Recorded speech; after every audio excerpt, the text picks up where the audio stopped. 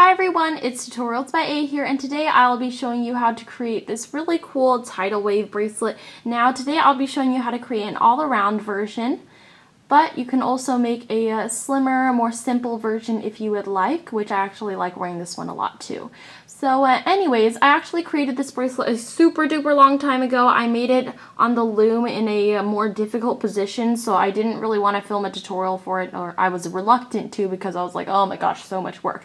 But anyways, recently I've found out a more simple way to make it. It's still a little bit difficult, but it's more simple than the previous way. And just to let you guys know, I created this, or I took my first picture of it on March 12th, and actually this is the bracelet that I took the picture of. So yeah, that's how long I've been holding off on this tutorial because I've been so lazy. But anyways, it is finally up. By the way, this is March 12th, 2014.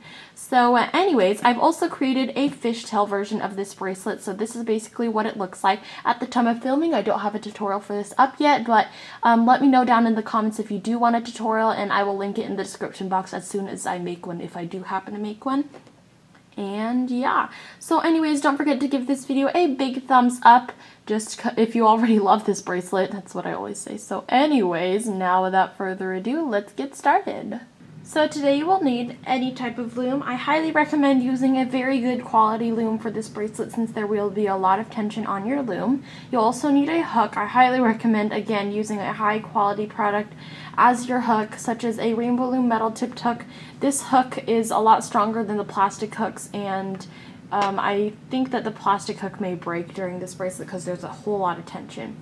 You'll also need high quality bands. Again, there's a lot of tension on the things you'll be using today, so just so that you make sure that your bands don't break, you'll want to use high quality bands. Today I'll be using Rainbow Loom brand bands, which should not give any problems at all. I'll be using jelly bands, and basically in all the colors except for navy blue and ocean blue, and then I'll also be using white. You will also need one C-clip to close the bracelet together. All in all, for the inside colors, that will be kind of the swirly colors on the inside. This is the smaller bracelet. Here's the fuller size bracelets here. You will need 44 bands for the inside about, and then you will need 27 bands for the outside. And if your wrist is bigger and you need more bands to make the bracelet bigger, you may need a few more bands of the outer color. So anyways, all my supplies here today are from rainbowloom.com, and now without further ado, let's get started. So we're going to start off with our loom's arrows pointing down, and we're going to start at the top of our loom. So you're going to take whatever color you want for the border, and we're going to create a single chain starting at the top, and you're just going to go in a zigzag using single bands. So you're just going to go ahead and continue making this zigzag all the way down to the bottom of your loom.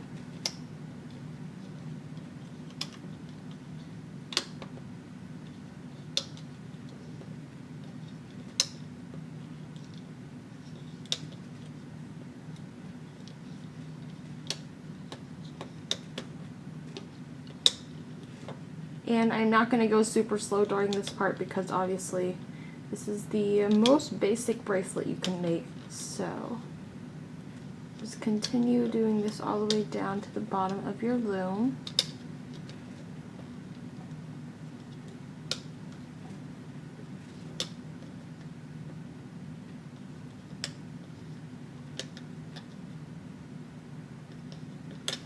Oh goodness, that one flung.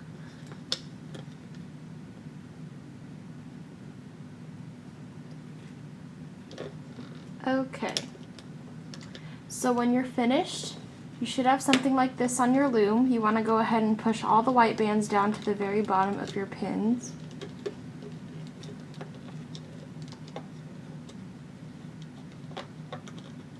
Just like that.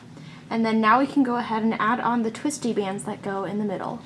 So at this point there will be a lot of bands on your pins when we're finished, so just be aware of that. You're going to take double bands for each time we do this of your first color, and then we're going to put across these two pins here, and then we're going to twist it in the middle so that way you get something like this. Two bands here, and then you can push those down. Then you're going to take a double of whatever your next color is, And we're going to do the same thing again, except we're going to do it on the opposite side. So this red one started on this pin, so we're going to start our next one on this pin.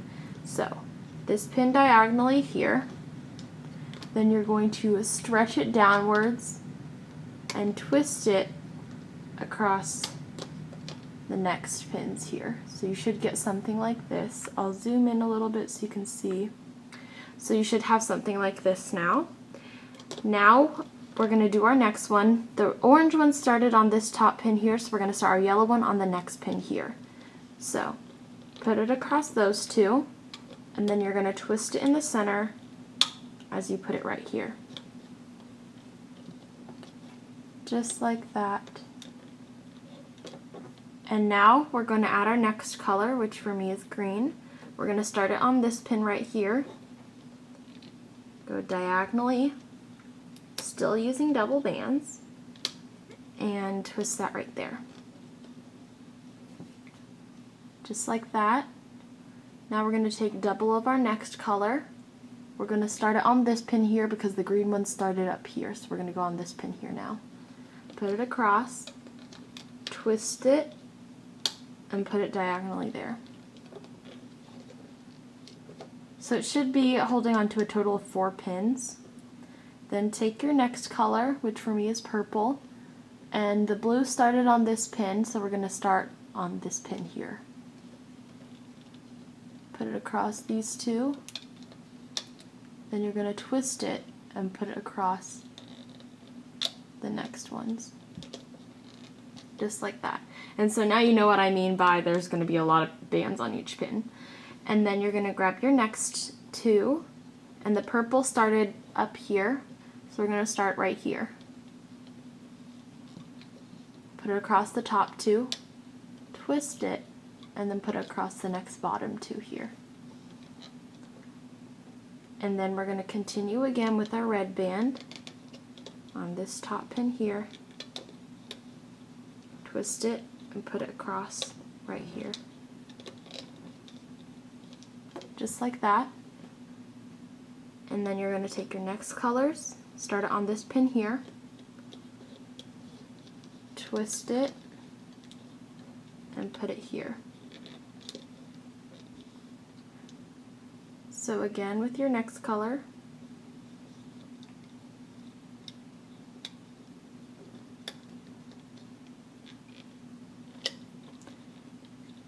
just like that.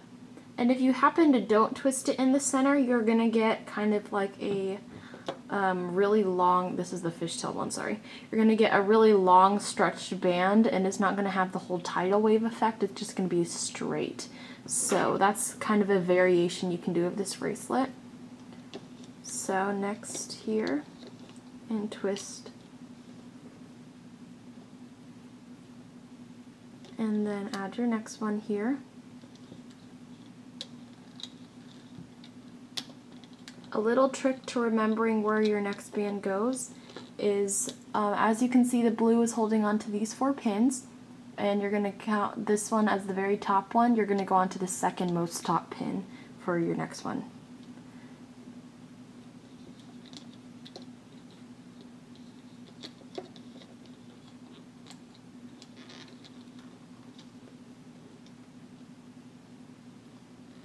So this is the second most top. Put it diagonally, and then be sure to twist it like that.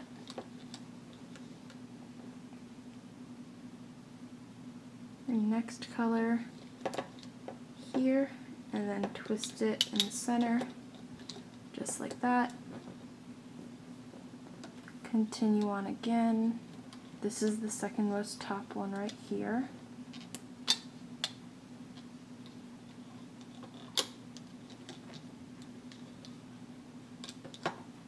And then our next colors.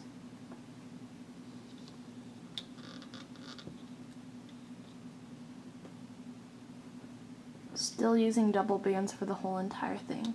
You can use single bands, but you're not going to get as full of a look. But you would use a pretty significant amount of bands less than you're using here. So still using double bands.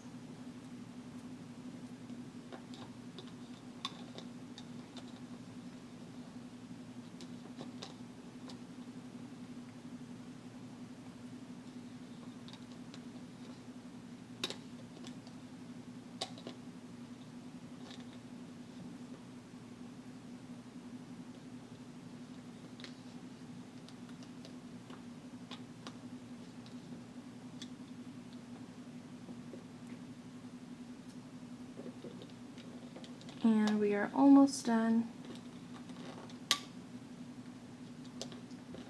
And then our last one goes right here,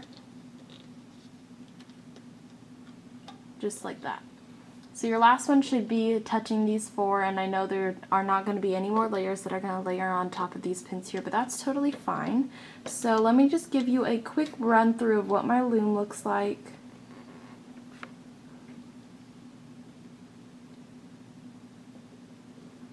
And it just looks like this. Now we're going to add a cap band onto this very bottom left pin. So just take a single band of whatever color you used for your border and double loop that onto this bottom pin. And now we can start the hooking process. So to start, we're going to start at the bottom of our loom, and you're going to go inside of this cap band, grab this bottom layer and hook diagonally. And basically all we're going to do is hook these white single chains that go diagonally. None of the colored bands are going to be hooked. So go inside all of the bands except for the bottom one, grab the bottom one and hook it over to the left. Then continue this process. Now as you move up the pins, it's going to be harder to get this band right here to come off and slip, so that way you get this both ends kind of connected here. So don't worry about that, you're just going to leave it like that. And continue hooking. Is just because there's a ton of tension on the bands, so it's really hard for it to slip through and come back up here, so that way they meet together like that. So don't worry about that, just hook normally. Leave it as it is. If you try to pull it, it's going to either stretch out the band or even break it, so just be careful during this hooking process. So you're just going to continue this all the way down to the end of your loom and just continue hooking.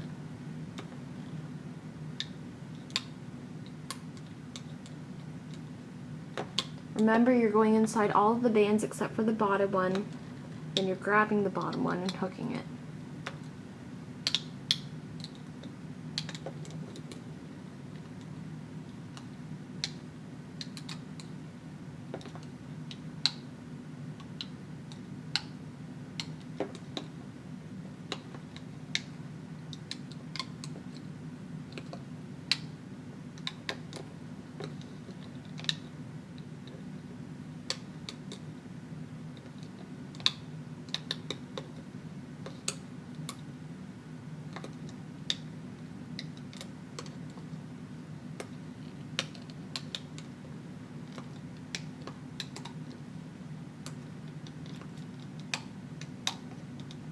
Be sure to just take your time. You don't want any bands breaking on you.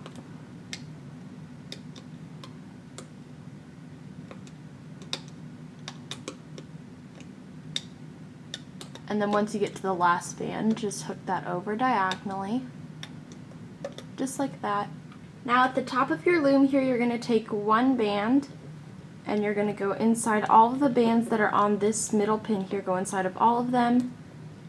Grab this white band that's right here and hook that over here, so that way you've got a single chain link holding onto all the bands here. Then we're going to remove everything from our loom starting at the bottom, and you want to use your hook to do this because it's more gentle, and you definitely don't want to break your bands at this point if you haven't already. So just continue this, and I'm actually not going to fast forward this part today just because it doesn't really take that long, and also I'm using my hook and talking at the same time, so you know. So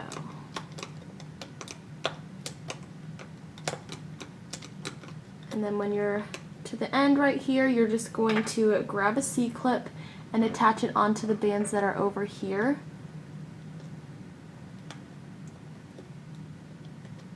And then once you've made sure that the C-clip is holding onto those, you can pull everything off.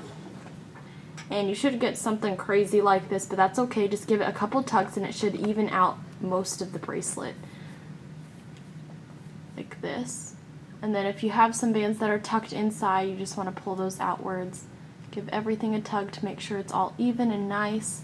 And then you can add both ends together. Make sure the bracelet isn't twisted when you're doing this. Like, oh goodness, almost. like this, and now we are completely finished. So anyways, that is how you make the Tidal Wave bracelet. I especially love the smaller version. It's a very simple bracelet and it's not too thick. So if you're going for a thinner look, then you should definitely try this one out.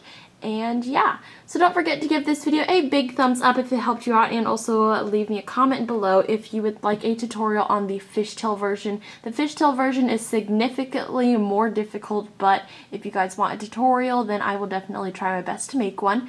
And this one actually, like I said in the beginning, was a lot more difficult on the loom until I changed up some stuff. So that's why I held off on the tutorial for so long, because it's been waiting since like March. So anyways, don't forget to give this video a big thumbs up if it helped you out, and also hit the subscribe button down below if you haven't already, and find me on all my social media sites linked down in the description box below.